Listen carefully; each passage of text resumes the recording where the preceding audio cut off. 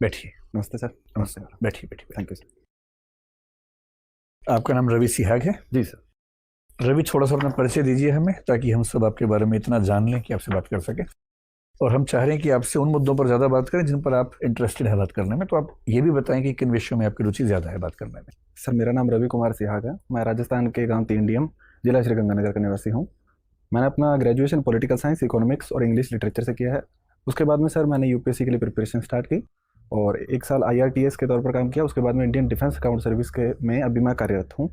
और सर मेरी hobbies high intense interval training, workout करना और small scale farming experiment, agriculture के विषय पर मैं ज़्यादा रुचि रखता हूँ सर। आप IRTS में थे और आपने वो छोड़ के IDAS को चुन लिया। जी सर। ये बहुत अजीब सी बात नहीं लग रही सुनने में?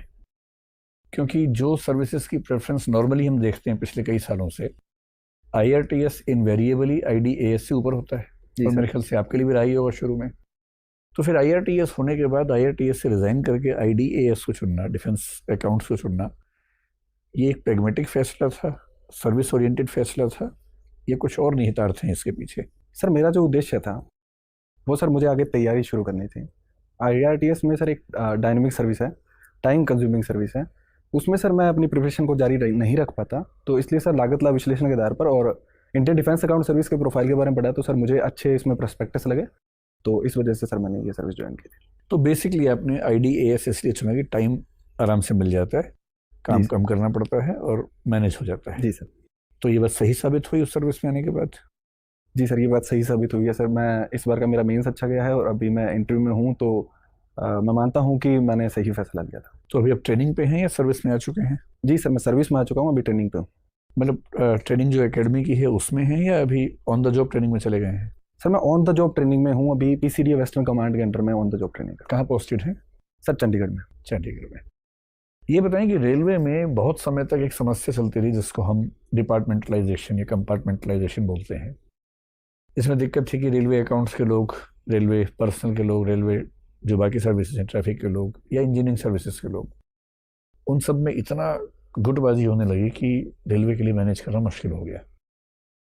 तो फाइनली एक फैसला हुआ कि हम इन सब सर्विसेज को मर्ज करके, पुलिस को छोड़ के, RPF को छोड़ के IRMS बना देते हैं, रेलवे मैनेजमेंट सर्विस बनाते हैं, जो कि बन भी गई है इस बार से। वो उसकी वैकेंसीज भी आ गई हैं।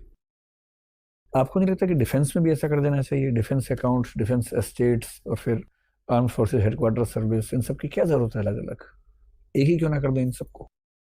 वो पहला ये है कि डिफेंस एक बहुत बड़ा सेक्टर है, रेलवे भी बड़ा सेक्टर था, लेकिन रेलवे का बजट पिछले कुछ दशकों से क्रमिक रूप से घटा है, तो इस वजह से रेलवे की सर्विस का मर्जिंग किया गया था। क्योंकि सर रेलवे के बोर्ड में सर्विसेज को लेकर काफ़ी टकराहट रहती थी, तो प्रतिभा के आधार पर बोर्ड में चयन नहीं हो पाता था। 1905 से जो बोर्ड चल रहा था उसमें सुधार अपरिहार्य हो गए थे। डिफेंस के स्तर पर सर ये बातचीत चल रही है कि डिफेंस की सर्विसेज को मर्जिंग किया जाए। उसमें एक मुख्य मुद्दा है कि जो अकाउंटिंग सर्विसेज है उनको मर्ज करने का मुद्दा भी शामिल है। उसके अलावा जो स्टेट सर्विस है उसमें भी डिफेंस पर्सोनल्स का कहना है कि उसमें जो डिसीजन लेने की पावर है वो आर्मी पर्सोनल्स को दी जाए, ताकि जो निर्णय है वो त्वरित रूप से लिए जाए।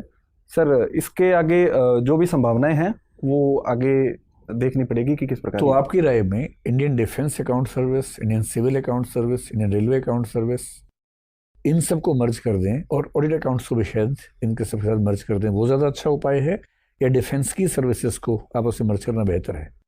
क्योंकि इसका भी लॉजिक समझ नहीं आता। जब सिविल अकाउंट्स है ही आपके पास, उसी कुछ लोग रेलवे में चले जाएं, उसी कुछ लोग डिफेंस में चले जाएं। जब बाकी सारी मिनिस्ट्रीज में सिविल अकाउंट्स के लोग जा सकते हैं, तो इन दो मिनिस्ट्रीज में ही ऐसा क्या है कि वहाँ अलग सर्विस चाहिए? सर जहाँ तक अकाउंटिंग सर्विसेज को मर्जिंग करने की बात है, वो मर्जिंग हो सकती है, लेकिन कुछ व्यवहारिक समाधान इसके लिए करने होंगे।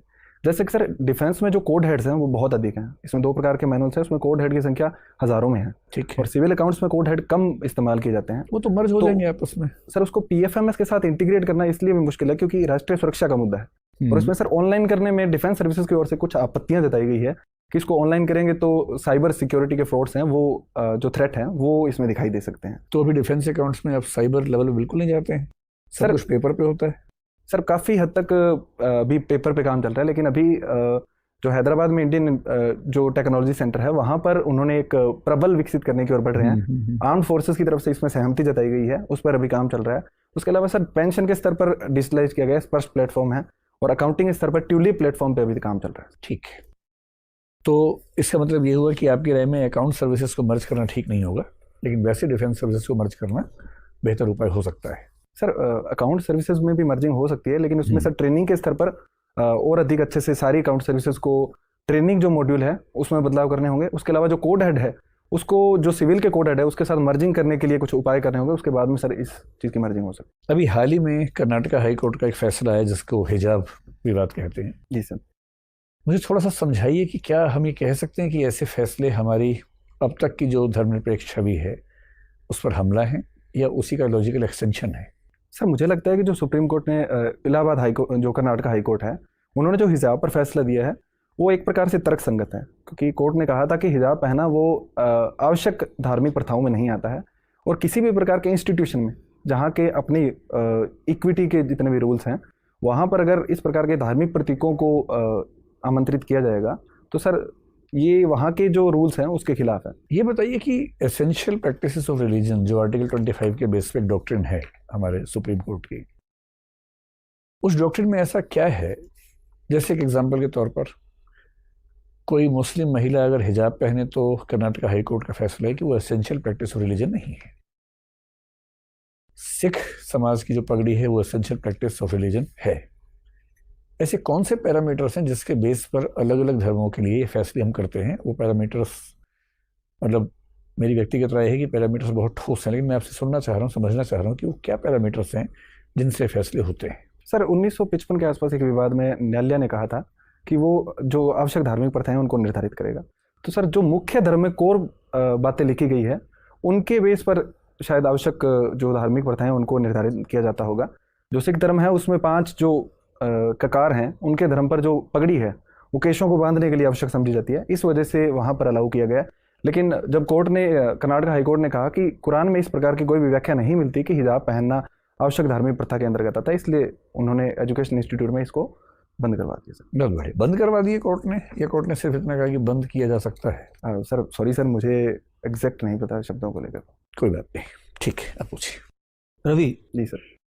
आप अर्थशास्त्र के छात्र रहे हैं, मेरा एक प्रश्न है, अगर एक फिल्म निर्माता अपनी मूवी को यूट्यूब पे अपलोड कर दे तो उसके अलावा किन किन क्षेत्रों को आर्थिक नुकसान पहुंचेगा? सर कई प्रकार के क्षेत्र हैं जो मैं सोच पा रहा हूँ। पहला कि सर जो सिनेमा की जो कंस्ट्रक्शन इंडस्ट्री है उसको नुकसान होगा। दूसरा सर जो मॉल में काम करते हैं, सिनेमा के आसपास जो लोग काम करते हैं उनको नुकसान होगा। तीसरा सर जो सिनेमा ले जाने के लिए जो ऑटो रिक्शास हैं, जो किसी भी प्रकार के यातायात के साधन हैं, उनको नुकसान हो सकता है।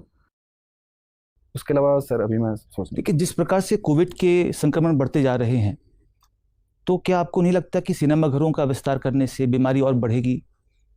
और अगर किसी मैसेज को हमें बहुत लोगों तक पहुंचाना है तो यूट्यूब पे डालकर वो ऐसा काम भी कर सकता है। माफ़ कीजिए सर, मैं प्रश्न को थोड़ा सा चलिए छोड़िए इसको, कोई इशू नहीं है। हमने अभी पिछले 2 सालों में कोविड काल देखा। जी सर। आपने इस आपदा को अवसर में कैसे परिवर्तित किया? सर कुछ मुद्दों पर मैं मान सकता हूँ कि हमने इस आपदा को अवसर में परिवर्तित किया। पहला क्षेत्र सर हाइजीन को लेकर है। नहीं, आपने कैसे किया? आपके अपने स्तर पे, व्यक्तिगत स्तर पे आपने ऐसा क्या किया कि इस आपदा को अपने लिए अवसर में कन्वर्ट कर लिया हो? सर इसी स्तर पर मैं हाइजीन को लेकर अधिक सतर्क हुआ हूँ। दूसरा सर मैंने ऑनलाइन जो माध्यम है, जहाँ पर पहले मैं सहज इतना महसूस नहीं कर सकता था, वहाँ पर अभी मैं सहज महसूस करता हूँ सर। और तीसरे स्तर पर सर जो सॉरी सर अभी कुछ चलिए कोई नहीं,